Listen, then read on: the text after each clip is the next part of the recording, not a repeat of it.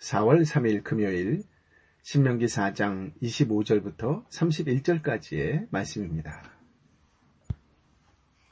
하나님께서 자기 백성과 언약을 맺으시는 방식은 다른 종교에서는 찾아보기 힘든 것입니다. 다른 종교들은 대개의 경우 구원을 얻으려는 인간의 편에서의 욕망 때문에 만들어졌기 때문에 구원을 얻으려는 방법에 집중하지요. 예를 들면 선을 행하면 구원을 얻을 수 있다라든가 명상을 통해 신의 경지에 도달할 수 있다라든가 하는 방식으로 구원을 얻으려는 방편에 대해 인간 편에서 연구한 결과물들이 그 종교의 목표점으로 등장합니다. 하지만 기독교는 그런 점에서 굉장히 다른 면모를 보여줍니다. 기독교는 아래, 곧 인간으로부터 위, 곧 하나님에게로 올라가는 것이 아니라 위로부터 아래로 내려온 계시에 근거하고 있는 종교이기 때문입니다. 그래서 기독교는 다른 종교들과는 정반대로 인간의 노력을 금기시합니다. 자기를 부인하라고 합니다. 거의 모든 종교들이 인간의 노력으로 구원을 쟁취하는 데 반해 기독교는 인간의 노력을 포기해야 구원을 얻을 수 있다라고 합니다. 그래서 기독교에는 구원을 얻으려는 방편 대신 하나님과 사람과의 관계, 곧 언약이 중심점에 옵니다. 달리 말하자면 기독교는 커뮤니케이션의 종교다, 이렇게 얘기할 수 있습니다. 신과 인간이 언약을 맺는 관계가 되어 상호 교통하는, 상호 소통하는 방식이 중심이 되는 종교는 제가 알기로는 거의 없는 것으로 알고 있습니다. 기독교는 본질적으로 하나님과 사람과의 교통이, 하나님과 사람과의 소통이 중심이며 그 교통이 모든 성경의 근본적인 개념입니다. 이스라엘 백성들이 시내산 언약을 통해 하나님 나라의 백성이 되었을 때 그들은 하나님과 결혼 언약 관계 안으로 들어간 것입니다. 그리고 지금 가나안에 들어가기 위해 모압 땅에서 하나님과 재차 언약을 확인하는 모압 언약은 이 결혼 언약을 다시 한번 확인하는 것이지요. 모세는 이스라엘 백성에게 약속의 땅에 들어가 자손을 낳고 살 때 가장 중요하고 또 중요한 것이 있고 주의하고 또 주의해야 될 것이 있는데 그것은 바로 우상 숭배를 하지 말라는 것이지요. 아주 강력하게 경고를 합니다. 25절, 26절을 읽어볼까요? 너희가 아들을 낳고 손자를 낳고 그 땅에서 오랫동안 살 것이다. 그러나 너희가 만약 타락해 우상을 만들어 너희 하나님 여호와의 눈앞에 악을 행하고 그분의 진노를 자아내면 내가 오늘 하늘과 땅을 너희에 대한 증거들로 삼아 말하는데 너희는 요단강을 건너 차지할 그 땅에서 곧 망할 것이다. 너희는 거기서 얼마 살지 못해 반드시 망할 것이다. 성도가 가나안 땅에 들어가서 살 때 제일 중요한 것이 있다면 무엇일까요? 그것은 자기 정체성입니다. 세상 속에 살지만 나는 언약 백성이다.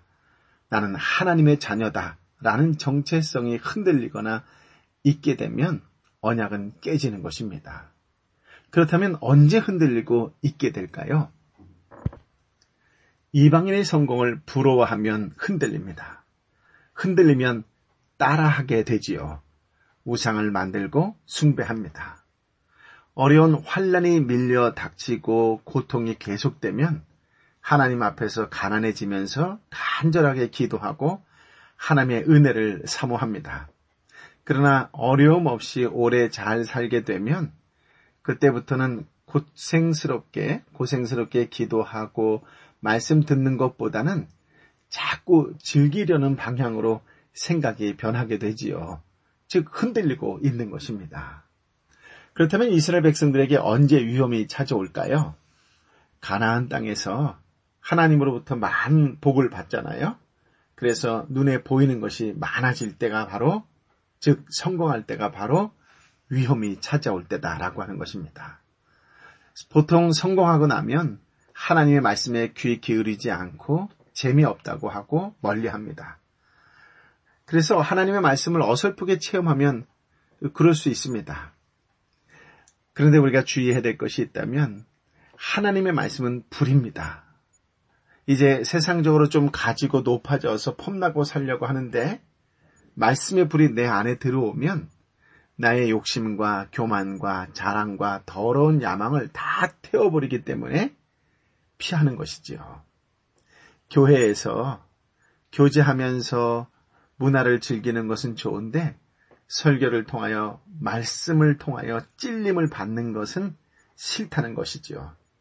이것이 마음을 부패하게 만드는 것입니다. 마음이 부패하면 약속의 땅에서 맞이할 미래는 암울하지요. 망하게 될 것입니다. 확실하게 망하게 될 것입니다. 그러므로 약속의 땅에서 이스라엘이 망하지 않고 살아남는 길은 오직 하나님만을 섬기는 것이지요. 모세는 이스라엘 백성에게 부패하여 하나님과 맺은 언약을 버리면 대가를 받게 될 것이라고 경고를 합니다. 27절, 28절인데요. 여호와께서 너희를 여러 민족들 가운데서 흩으실 것이며 여호와께서 너희를 쫓아내신 그 민족들 가운데서 살아남은 자가 너희 가운데 얼마 되지 않을 것이다. 거기서 너희는 나무와 돌로 만든 신들을 섬길 것이다.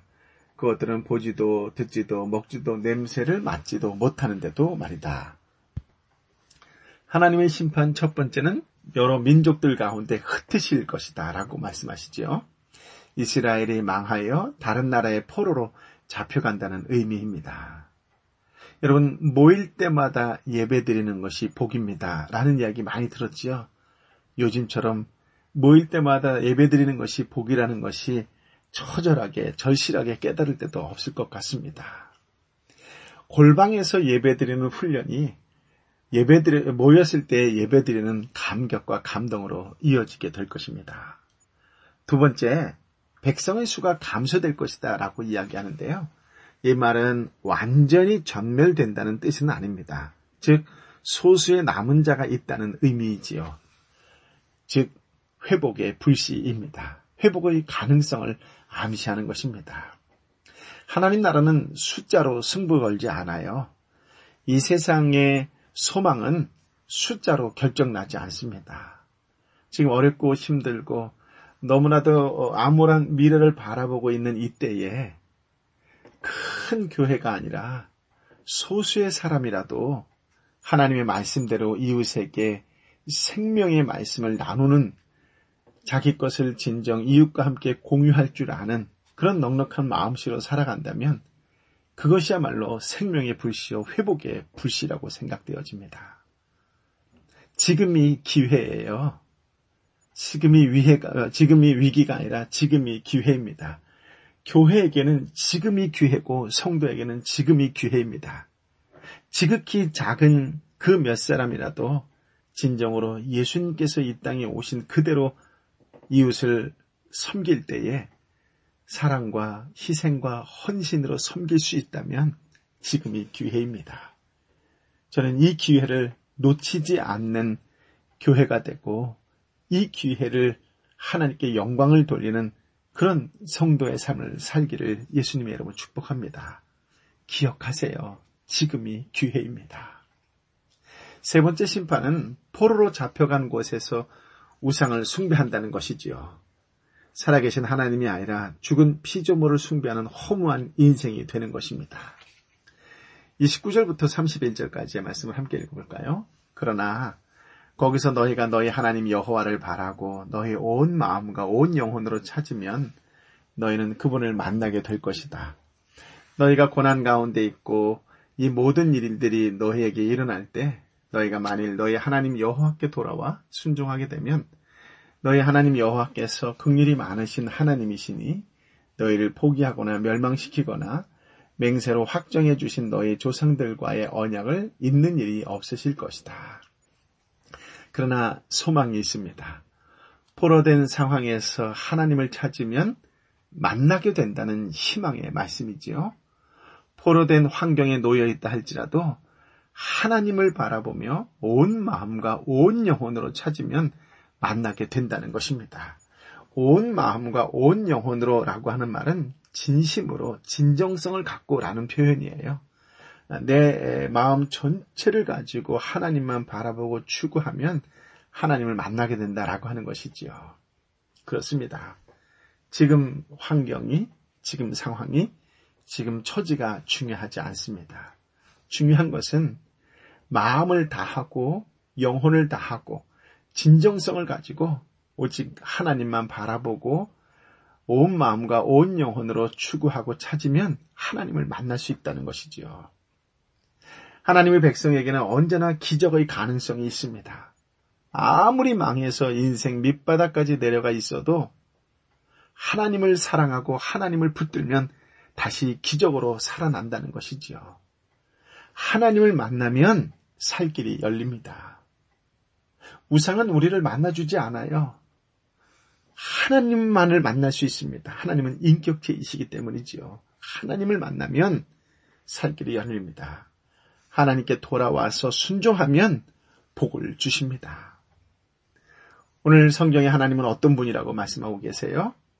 누구든지 하나님 앞에서 자기 죄를 지었다는 것을 인정하고 겸손한 마음으로 나아오면 그 죄를 다 용서해 주시고 회복시켜 주시는 긍휼의 하나님이라고 소개하고 있습니다. 자비의 하나님이라고 하시는 것이지요. 긍휼의 하나님은 회개하는 자에게는 너무나도 관대하십니다. 그러나 회개하지 않고 끝까지 고집부리는 자들에게는 다른 은혜가 없습니다. 하나님 앞에서 가장 어리석고 좋지 않은 것이 자존심이고 끝까지 자기 생각대로 해보겠다는 고집이에요. 지금 한국교회가 왜 어려운 것일까요? 한번 깊이 묵상해 보세요.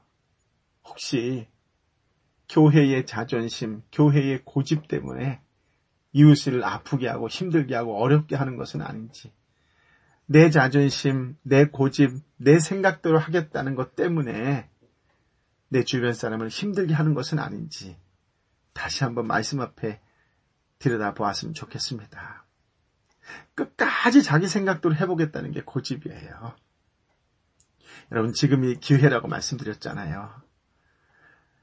지금이 기회라고 생각되는 분들은 자기가 있는 것을 가지고서 좌우에 있는 사람들, 특별히 눈물을 지을 수밖에 없는 환경 속에 있는 사람들을 한 번 더 바라보고 다가가고 손 내밀고 나누어주고 두드려주고 토닥거려주고 위로해주고 그렇게 섬기는 것이야말로 진정 하나님을 높이고 교회가 교회답게 되고 예수님의 영광을 드러내는 일이 아니겠습니까? 오늘 이 시대에 우리에게 가장 필요로 하는 것이 바로 이것인 것 같습니다. 하나님 앞에 울며 회개하는 자에게는 그 상처를 싸매어 주시고 위로해 주시며 가장 좋은 것으로 채워주시는 분이 바로 긍휼의 하나님이십니다. 오늘 하나님의 언약의 말씀과 긍휼로 우리를 보호하시고 인도하시고 후원해 주시는 그분 하나님만을 붙잡고 나아간다면 이 세상이 어떠하든지 간에 하나님께서 열어주실 줄 믿습니다. 하나님께서 소망으로 다시금 우리의 마음을 환하게 하여 주실 줄 믿습니다. 하나님이 책임져 주실 것이에요. 지금 어떤 문제가 있으십니까? 무엇 때문에 잠을 못 자고 무엇 때문에 잠을 못 이루고 계십니까? 말씀을 붙들고 하나님께 부르짖으세요. 신실하신 하나님께 가까이 다가오시고 함께해 주실 것입니다. 약속의 하나님께서 친히 다가오시고 붙들어 주실 것입니다. 소망의 삶으로 치유와 회복으로 인도해 주실 것입니다. 이제 그 마음 갖고 세상 사람들을 끌어안고 위로하고 격려하고 치유와 회복으로 인도하는 축복의 통로, 구원의 통로, 은혜의 통로의 삶을 살아가는 복된 하나님의 사람이 되시기를 예수님의 이름으로 축복합니다. 하나님의 은혜와 자비가 함께 하시기를 축복합니다. 하나님, 오늘 귀한 말씀, 생명의 말씀을 주시니 감사합니다. 늘 말씀을 묵상하면서 나에게 이것이 없으면 안 돼요라고 생각했던 우상, 그 우상을 내려놓기가 좀처럼 쉽지 않다는 것을 또 깨닫습니다. 주님, 기꺼이 내려놓을 수 있는 용기와 믿음을 허락하여 주시어서 하나님으로 가득 채우고 예수 그리스도의 사랑으로 가득 채워서 내 입에서 예수 그리스도의 사랑이 나가고 하나님의 긍휼이 나가는, 그래서 직장 속에서 만나는 사람들에게 예수 그리스도의 사랑을, 하나님의 긍휼을 나누어주고 베풀어주고 때에 따라 헌신하고 희생하는 섬김으로 살아가는 그런 축복의 통로의 삶이 오늘 우리 그리스도인 한 사람 한 사람의 삶이 되게 하여 주옵소서. 오 성령이여 임하여 주옵소서. 오 성령이여 조국 교회 위에 이 땅과 열방에 예배드리는 한 사람 한 사람 가운데에 임하여 주옵소서. 저들이 궁극적으로 이 땅과 열방을 살리는 생명의 불씨요 희망의 불씨가 되게 하여 주옵소서. 오늘 그렇게 살아가도록 성령이여 임하여 주옵소서. 이제는 우리 주님 예수 그리스도의 은혜와 아버지 하나님의 크신 사랑과 성령 하나님의 위로 역사 교통 충만하심이 오늘도 세상 속에 소망의 불씨, 희망의 불씨, 생명의 불씨로 주의 말씀에 따라 순종하며 살겠습니다라고 결단하는 하나님의 사람들 한 사람 한 사람 머리 위에, 이 땅과 열방의 교회 위에, 이 땅과 열방에 아프고 힘들고 지쳐있는 내 사랑하는 형제와 자매 위에, 선교사님과 선교지 위에 함께하여 주옵기를 간절히 축원하옵나이다. 아멘.